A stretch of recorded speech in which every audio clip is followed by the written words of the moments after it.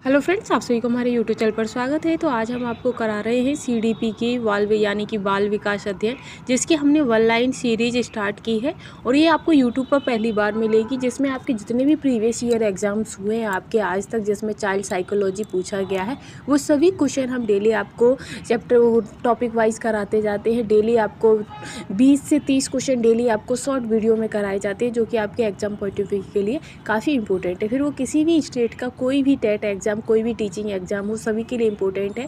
खासकर आपका UP TET और सुपर टेट और आपका यूके टेट और साथ ही आपके एच टेट है, आर टेट है, रीट है, बीट है, इन सभी के लिए बहुत ही ज़्यादा इंपॉर्टेंट है। सभी खास अगर कहा जाए तो सभी शिक्षक भर्ती परीक्षाओं के लिए काफ़ी इंपॉर्टेंट है और हर वीडियो से आपको 1-2 नंबर ज़रूर ही आपको एग्ज़ाम में देखने को मिल जाएगा। ठीक है, तो चलिए हम स्टार्ट करते हैं। आज की सीरीज़ पर हम चलेंगे।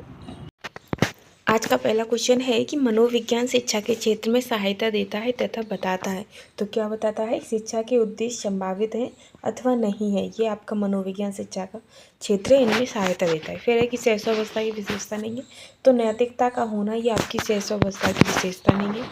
सीखने की प्रक्रिया के अंतर्गत शिक्षा मनोविज्ञान अध्ययन करता है, तो प्रेरणा व पुनर्वलन के प्रभाव का अध्ययन करता है। निम्नलिखित में से कौन सा विकास का एक सामान्य नियम है? तो विकास एक निश्चित उम्र के बाद रुक जाता है, ये इसका सामान्य नियम नहीं है। फिर है कि शिक्षा मनोविज्ञान जिन बालकों के व्यवहार का अध्ययन किया जाता है, आपके मंदबुद्धि बालक हों, पिछड़े हुए बालक और समस्याग्रस्त बालक, इन सभी का जो अध्ययन है वो आपका शिक्षा मनोविज्ञान के अंतर्गत किया जाता है। जीन प्यारे के अनुसार संज्ञानात्मक विकास की अवस्थाएं हैं, तो आपकी 4 अवस्थाएं हैं। इसके बाद है कि कौन सी आयु समय के लिए एरिक्सन ने विकास की 8 अवस्थाएं प्रस्तावित किए हैं? तो वो जन्म से मृत्यु तक के लिए। ठीक है, आगे है कि एरिक्सन के अनुसार कौन सी अवस्थाओं में बालक अधिक पहल करता है, लेकिन बहुत सशक्त भी हो सकता है, जो दोष भावनाओं की ओर ले जा सकता है। 3 से 6 वर्ष तक पहल बनाम दोष अवस्था होती है। वही है कि निम्नलिखित में से कौन सी संज्ञानात्मक प्रक्रिया है? तो जो चिंतन होता है, चिंतन जो होता है ये आपकी संज्ञानात्मक प्रक्रिया है। मानसिक विकास को प्रभावित करने वाला कारक नहीं है। तो जो धार्मिक वातावरण होता है ये मानसिक विकास को प्रभावित नहीं करता है। इसी के साथ है कि बालक के भाषा विकास में मुख्य योगदान देने वाली संस्था तो वो आपका परिवार है। नैतिक तर्क का अवस्था सिद्धांत किसने स्पष्ट किया है? तो वो कॉलबर्ग ने स्पष्ट किया है।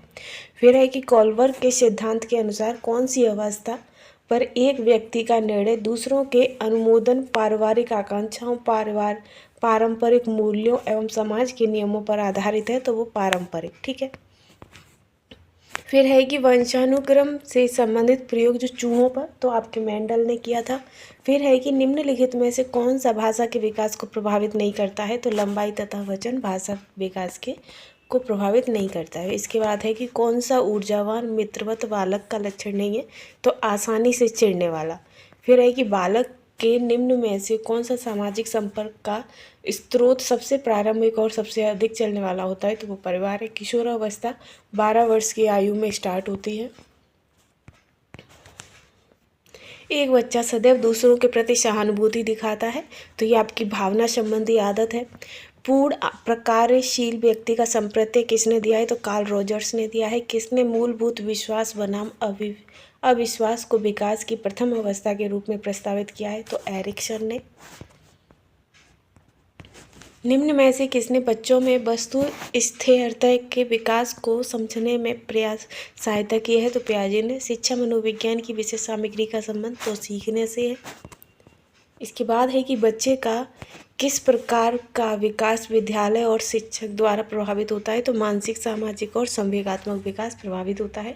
मनोविज्ञान शिक्षा का आधारभूत विज्ञान है, ये कथन किसका है? तो ये कथन स्किनर महोदय का है। इसी के साथ ये सीडीपी की प्रीवियस ईयर क्वेश्चन जो वन लाइनर सीरीज थी यहीं समाप्त होती है। आई होप आपको वीडियो पसंद आई होगी। Thanks for watching.